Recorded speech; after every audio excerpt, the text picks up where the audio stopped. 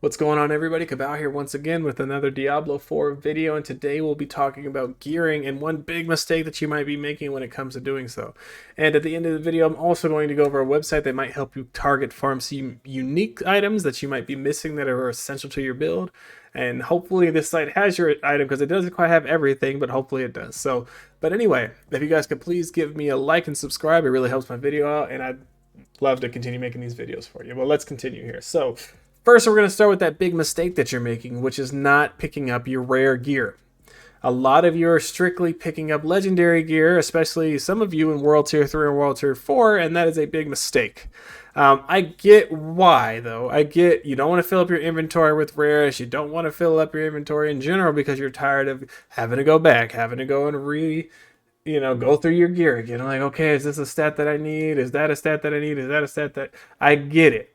But you need to at least try to find a good way to do so. What I personally do, since I'm in World Tier 4, I only pick up Ancestral Rares.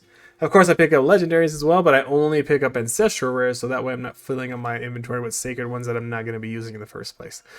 And same thing goes for World Tier 3. Only pick up your Sacred items until you're in World Tier 4 for Ancestral. But anyway, the reason for this is because if you're only picking up legendary gear, you're not going to find the exact piece of gear that you need. For example, I found this bow and it was rare at first.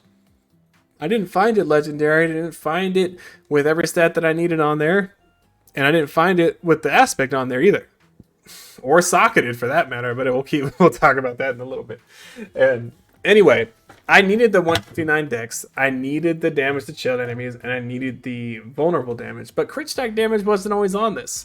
I rolled it with damage to stunned enemies, which I don't stun anybody. So I came over here to our occultist, and this is going to be our best friend when it comes to gearing.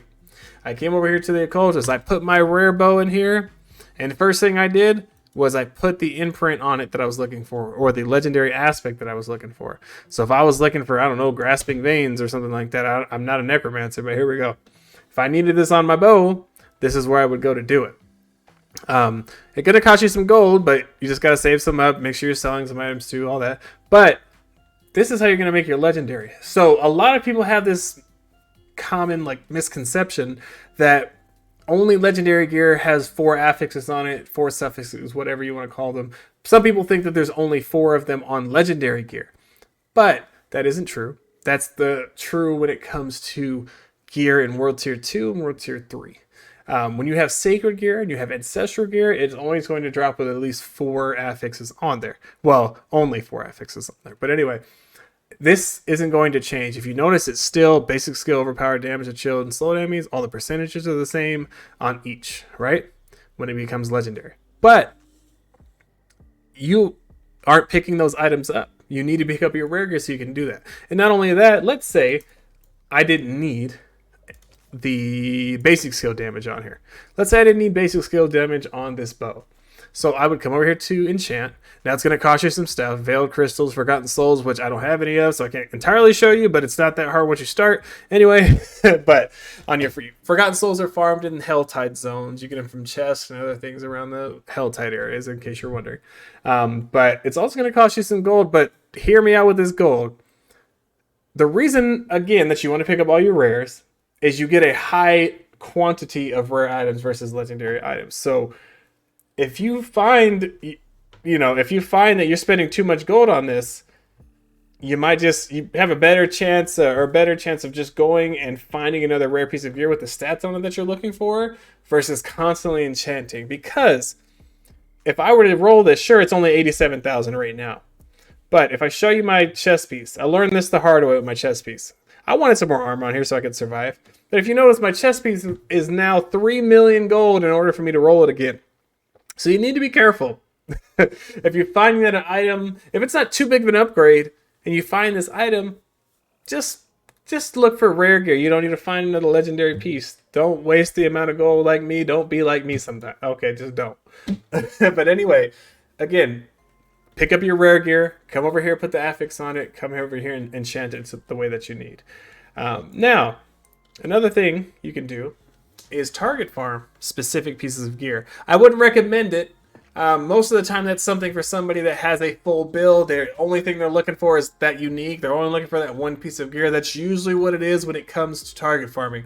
But I could at least show you how I got these these boots when I was trying to get my build going here. So I went to this website that I learned from a couple other people, and I was specifically looking for my penitent greaves, which is this right here.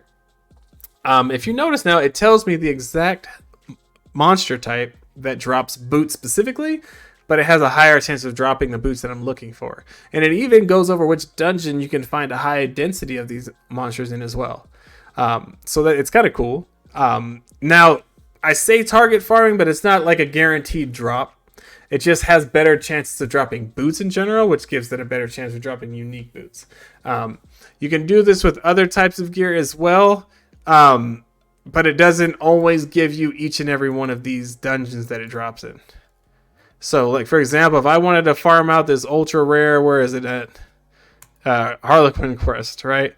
It tells me that cultists and cannibals drop helmets a lot, and it tells me where the high density is. But most likely we're going to be farming it from cultists. Now, of course, I don't have this. A lot of people don't have this, but it's there. So this website is diablo4.life. I will put a link in the description so that way you can see where to try to target farm. But yeah, this is just a quick thing to go over. So make sure you're picking up that rare gear. Make sure you're coming and utilizing the occultist, saving your gold up too, because don't make my mistakes.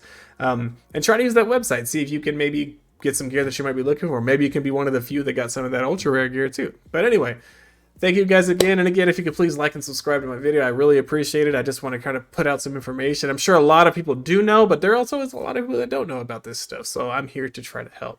So thank you guys again, and I will see you guys in the next Diablo 4 video.